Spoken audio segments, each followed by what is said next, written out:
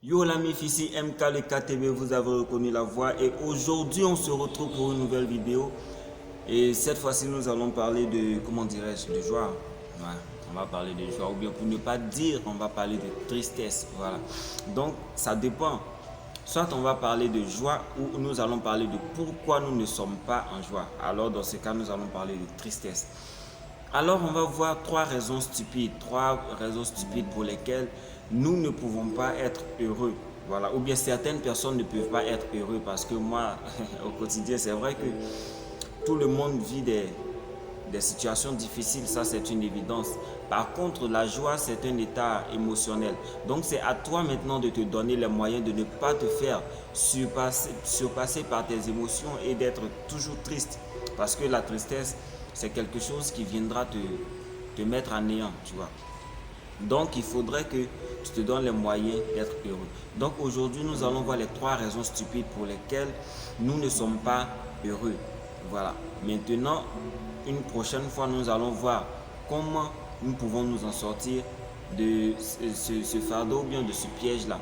Par contre, aujourd'hui, nous allons nous centrer principalement sur les raisons pour lesquelles nous ne sommes pas heureux. Voilà. Alors, on commence. Trois raisons pour lesquelles nous ne sommes pas heureux. Tout d'abord, il faut dire que la joie, comme je l'ai dit d'emblée, c'est un état émotionnel. C'est vrai que nous sommes conditionnés souvent, le plus souvent par nos conditions matérielles d'existence. Par contre, ce n'est pas forcément ça qui doit conditionner notre joie, comme on le dit. Nous devons pouvoir nous assumer nous-mêmes. Nous devons pouvoir être heureux de nous-mêmes. Voilà. Alors, pourquoi souvent nous n'arrivons pas à être heureux? Tout d'abord, il y a certaines personnes qui prennent leurs illusions pour de la réalité.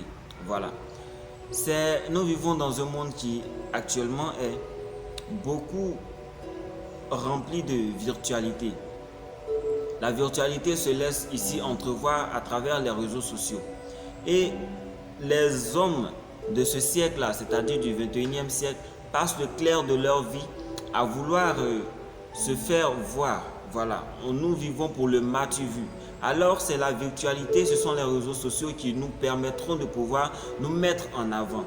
Alors, lorsque je dis certaines personnes prennent leurs illusions pour de la réalité, je m'explique. D'abord, il y a la virtualité. Lorsque nous sommes des gens qui se concentrent plus sur les réseaux sociaux et que nous voyons des gens qui postent au quotidien des images ou leur lifestyle ou souvent tout ce qu'ils font au quotidien, ils le postent et ils nous montrent. Ce que nous ne savons pas, c'est que sur les réseaux sociaux, les gens décident de nous montrer ce qu'ils veulent que nous voyons en fait. Lorsque tu les vois sur les réseaux sociaux, certaines personnes s'inventent une vie. Ce sont des vies qu'ils ne vivent pas en fait, mais ils s'inventent une vie. Et dès lors qu'ils s'inventent une vie, il va se mettre dans des conditions qui feront que nous qui les voyons à travers cette vie qu'ils inventent, nous puissions nous dire qu'ils sont dans une vie qui est assez parfaite. Pourtant, c'est tout le contraire. Nous vivons tous une vie ordinaire. Et il y a d'autres personnes qui sont faibles émotionnellement, vont automatiquement se mettre à leur niveau. C'est-à-dire ils vont vouloir se comparer à eux. Ils vont dire que telle ou telle personne vit une vie qui est assez bonne, qui vit une vie qui est assez parfaite. Et moi, je ne peux pas arriver à son niveau. Je ne vis pas une vie comme la sienne. Tu vois. Donc, dès lors qu'il se met à son niveau et qu'il commence à se comparer à cette personne, il se met une pression.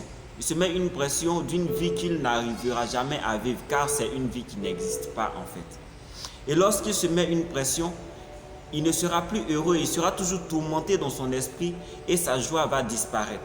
Ça, c'est une raison assez stupide pour laquelle nous ne pouvons pas être heureux. Parce que tu prends ta virtualité pour de la réalité. Pourtant, ce n'est pas la réalité, c'est une virtualité, c'est une vie inventée. Voilà. Et aussi, l'illusion continue lorsque la personne prend ses imaginations pour de la réalité. C'est-à-dire souvent nous avons une pensée erronée de nous-mêmes. Nous nous disons par exemple que nous sommes les personnes les plus parfaites sur cette terre.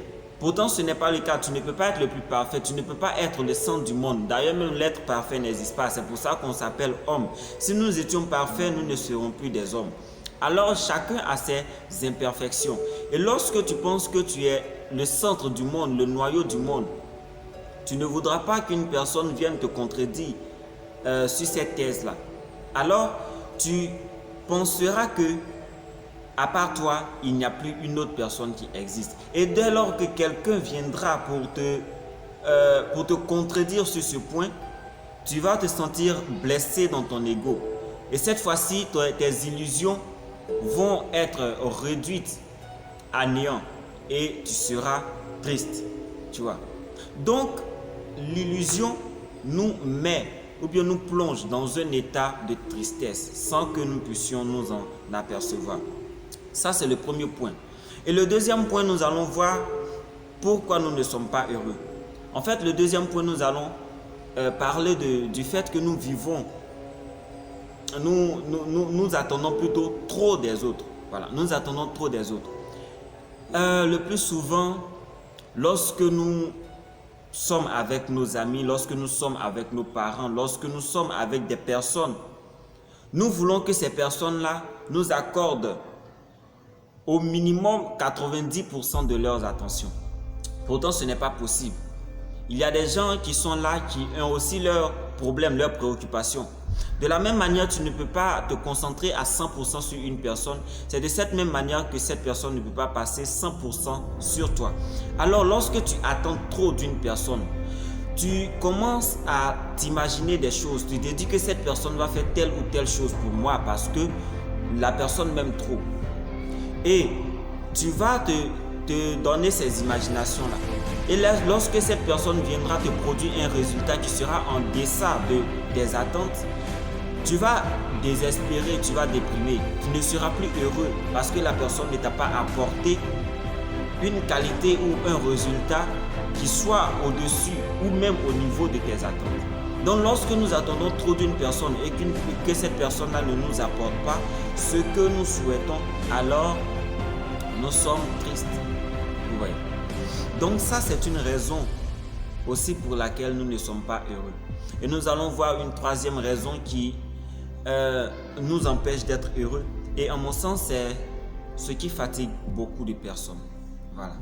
C'est ce qui fatigue beaucoup de personnes et il convient au mieux de pouvoir rectifier cela ou de pouvoir corriger cela parce que c'est quelque chose que si nous n'enlevons pas dans nos vies, nous ne pouvons pas être heureux en fait. Et quelle est cette troisième chose?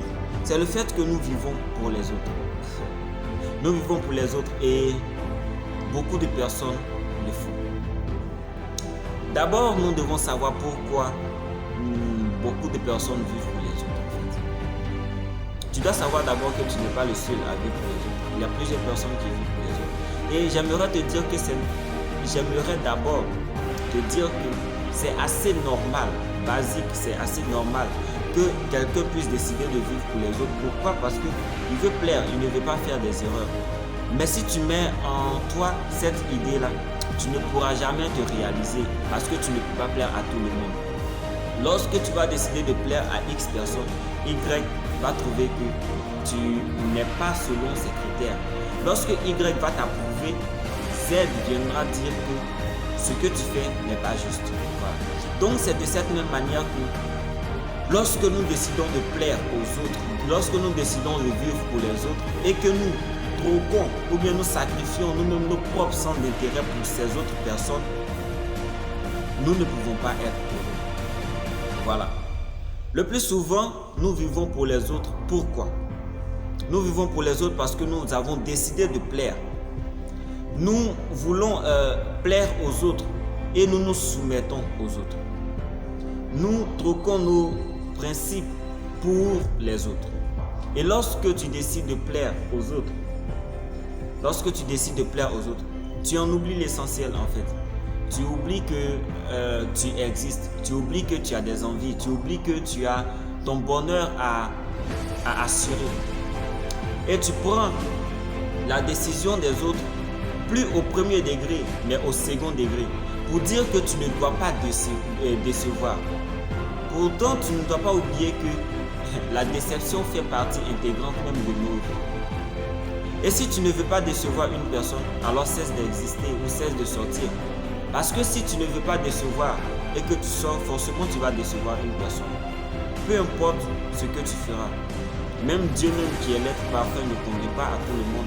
Donc c'est de cette même manière que nous devons savoir que nous ne pouvons pas plaire aux autres. Alors, lorsque tu décides de vivre pour les autres, tu es conditionné par leurs humeurs, tu es conditionné par leurs choix.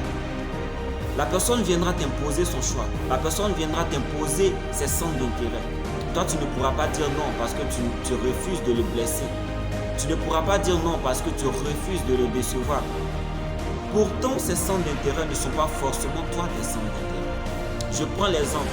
Dans les études, tu peux par exemple décider d'être soit un juriste et ton ami voudra être un simple professeur. Maintenant, puisque toi tu vis pour les autres, ton ami viendra te dissuader de cette décision. Il viendra te dire que par exemple, lorsque tu es orienté en droit, c'est assez compliqué d'avancer. C'est assez compliqué de pouvoir se parfaire. Pourtant, lorsque tu t'orientes dans une filière d'enseignement par exemple, tu peux facilement t'en sortir. Car au bout de 3 années, tu peux commencer à enseigner et tu fondes ta vie. C'est vrai, ce qu'il dit n'est pas totalement faux, mais ce qu'il dit aussi ne te convient pas à 100%. Parce que pour faire une chose, il faudrait avoir l'amour de cette chose. Et dès lors que tu t'en vas être professeur sans le vouloir, c'est vrai que tu vas gagner ta vie. Tu peux même avoir des millions, mais tu ne pourras pas être heureux parce que toi, ton ambition, c'était d'être avocat. Et dès lors que tu n'es pas avocat ou juriste, comme tu l'as souhaité, tu ne pourras pas être heureux. Lorsque tu ne fais pas ce que tu aimes et que tu fais ce que les autres aiment, tu ne pourras pas aimer. Voilà. Donc, il faudrait faire la part des choses. Si nous ne sommes pas heureux, il y a plusieurs raisons encore qui rentrent en ligne de compte. Mais nous avons décidé aujourd'hui de nous appuyer ou de nous statuer sur ces 3 raisons-là. Ces 3 raisons qui, en mon sens, sont assez stupides et qui nous empêchent d'être heureux. Voilà. Donc, la famille, c'est là les 3 raisons que j'aimerais souligner. Et une prochaine fois, nous allons nous donner la possibilité ou le temps de pouvoir développer peut-être 3 solutions aussi qui pourront nous permettre de pouvoir surmonter ces erreurs que nous commettons au quotidien qui nous empêchent d'être heureux et avoir des solutions pour que nous puissions être toujours heureux. Parce que la joie, c'est quelque chose qui nous permet de vivre. Voilà. Que ta journée soit belle. Au revoir et on se retrouve pour une autre vidéo dans le futur.